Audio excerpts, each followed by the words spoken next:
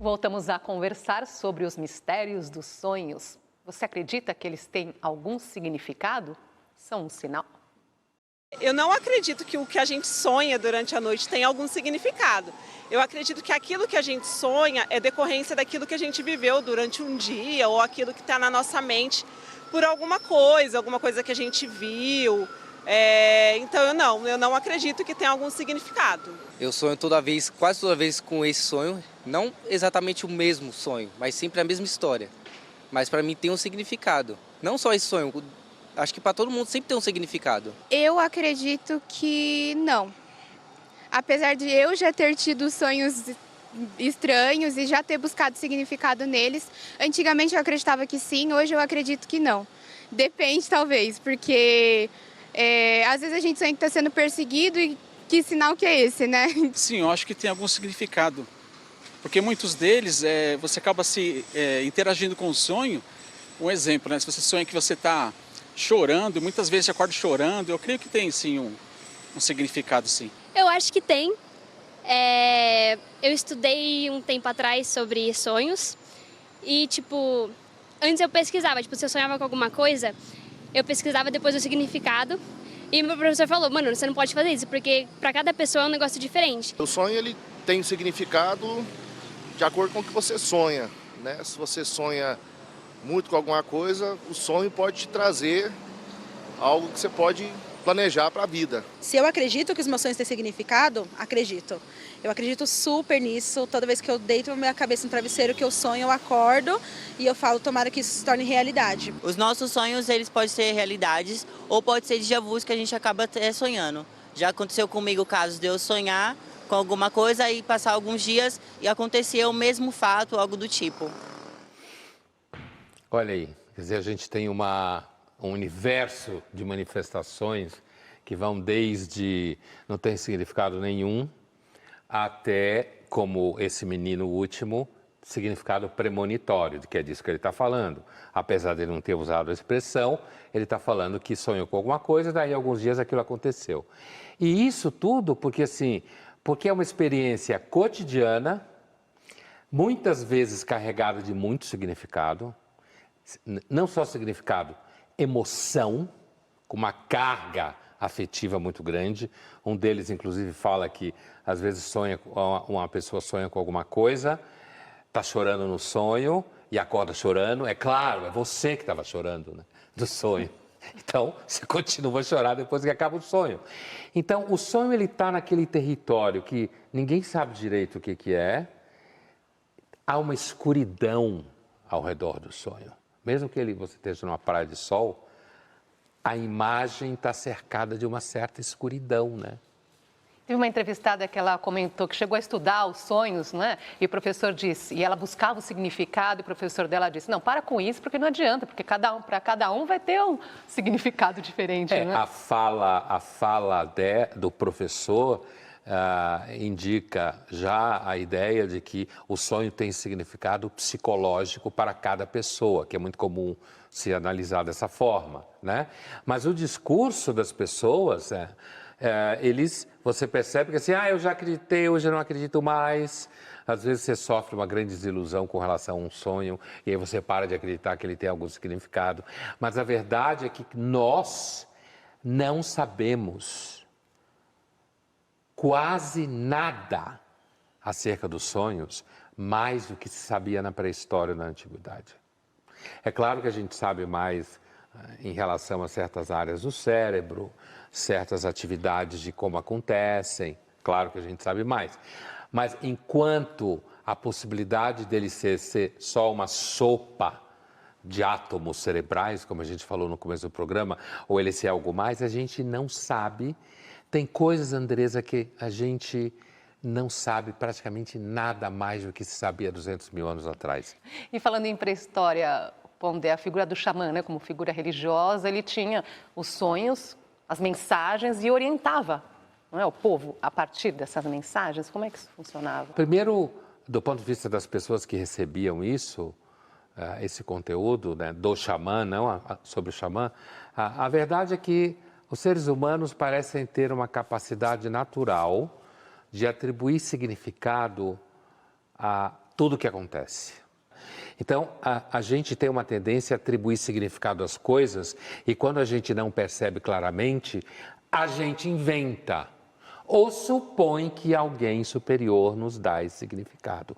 O xamã, ou seja lá como a gente chamasse essa pessoa, ela operava justamente nesse lugar, interpretando as coisas da vida, né? Interpretando inclusive os sonhos, tendo sonhos especiais. Uma das coisas que caracterizavam o xamã é que ele tinha sonhos especiais, né? E aí ele fazia previsões, né? Vai ter uma tempestade, vai ter uma peste, sei lá, vai ter uma invasão, vai ter guerra, tudo o que acontecia mesmo.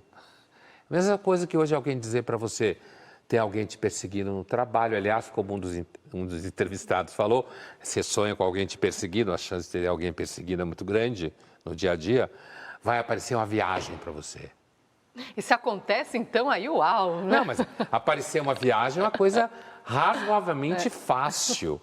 Se alguém disser assim, vai aparecer uma viagem para a Islândia, aí você já tem que ser muito bom para fazer uma afirmação dessa. Vou trazer aqui uma pergunta que chegou nas nossas redes. O J.R. Mourão, os sonhos em sua maioria são resultado de uma frustração da vida real? Olha, isso é uma interpretação, uma questão, mas que visa uma interpretação que é principalmente de ordem psicológica, né? Porque é toda uma linha de interpretação de sonhos no mundo da psicologia profunda, do inconsciente e tal, a ideia de que o sonho expressa desejos, ou reprimidos, ou desejos que você queria, mas não conseguiu realizar. E aí, nesse sentido, o sonho poderia ser um veículo em que você realiza, de alguma forma, um sonho frustrado, um desejo frustrado. Mas até aí tem sonhos que são terríveis. Não dá para imaginar que você está sendo perseguido por um monstro, por exemplo, que ali tem um sonho frustrado, né? De ser perseguido por um monstro ou alguma coisa assim. Mas aí é que vai ter gente que vai fazer toda uma cadeia de interpretações para tornar isso razoável, de alguma forma. Participe aqui do Linhas Cruzadas, mande sua pergunta, seu comentário para as redes sociais da TV Cultura, usando a hashtag Linhas Cruzadas. O pintor espanhol Salvador Dalí ficou conhecido especialmente por seus trabalhos surrealistas. Nós vamos ver uma entrevista de 1971 em que ele fala de uma técnica que o ajudava na inspiração. Your paintings have a very dreamlike quality, and I do find them fascinating. I'd like to look at. There's no dream because it's never dream. It's hypnagogical image. Hypnagogical image. Exactly. Before. What is that? It's 10 minutes before sleep. 10 minutes or 15 minutes before you fall sleeping, appear in some genius, dicen que Dalí, some kind of very vivid, irrational and Lilliputian images. And myself catch this image and paint with the more careful photographic style. And no message and no explanation. Sometimes after 20 years, some scientific people tell this perhaps means this or this, but every of these Dalian images remain in one complete mystery. Essa ideia de que o sonho pode ser um material para você criar obra de arte, mesmo que o cientista depois dê um significado, vai continuar um mistério, porque ninguém vai conseguir de fato entender a cabeça que produziu aquela arte. É muito comum se relacionar o surrealismo justamente ao inconsciente, né? Essa é eu imagino que deve ser uma das interpretações, eu não entendo de história da arte, não é meu território, mas eu imagino que deve ser uma das interpretações assim básicas de introdução à história da arte. Inconsciente, surrealismo, né? Por conta da obra, sei lá, se não me engano, tem uma obra dele que tem um relógio que parece que escorre da mesa, ou alguma coisa assim, se transforma numa espécie de relógio líquido, né? Como o metal líquido, que é o mercúrio, né? O único metal líquido. Então, acho que o Salvador Dalí, sem dúvida nenhuma, é uma figura que, ao longo da história da arte, no caso, representa essa entrada da dimensão onírica, delirante nas figuras que ele pintava, né? Sem dúvida. Agora, Pondé, quem tem inspirações por meio dos sonhos, de fato, né? A primeira tabela periódica veio de um sonho, o princípio da teoria da relatividade de Einstein, a obra Frankenstein, a música Yesterday de Paul McCartney, por aí vai, né? Entender os sonhos, então, como uma fonte de inspiração engrandece o sentido? Sem dúvida, né? Agora, então você citou 2 casos de ciência, se eu não me engano. Você citou um caso da literatura, da Mary Shelley, né? Um caso famoso. E você citou também outro caso de artista, no caso da música, né? Quer dizer, são sonhos tidos, sonhos sonhados, para ficar bem redundante, sonhos sonhados por pessoas que de alguma forma já tinham algum tipo de vocação, né? Eu imagino. A Mary Shelley estava no comecinho da carreira, tudo bem. Os outros já eram cientistas de alguma forma, o McCartney já era músico, né? Mas o que eu quero dizer é o seguinte, não há dúvida que o sonho pode ser inspirador para pessoas, que você pode ter uma ideia no sonho importante, porque afinal de contas o sonho é seu. E você sendo quem você é, seja lá o que você for, aquele sonho pode resolver uma questão para você. É um sonho genial, tido por gênios. Qual a relação entre os sonhos e a crença em espíritos? A crença em espíritos é uma das coisas que torna os sonhos do sonhador mais legal, né? Porque se eu acredito em espíritos, leia-se que a vida continua após a morte, com princípios imateriais inteligentes, como falam os kardecistas, e eu sonho, e esse sonho envolve pessoas que já morreram, por exemplo, ou figuras da história que já morreram, e eu acredito em espírito.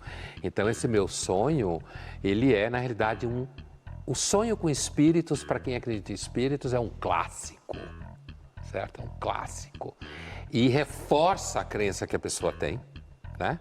E faz com que ela passe algum tempo do dia dela decifrando isso, conversando com amigos ou amigas que acreditam. Imagina que legal. Acreditar em coisas fantásticas torna a vida mais divertida às vezes.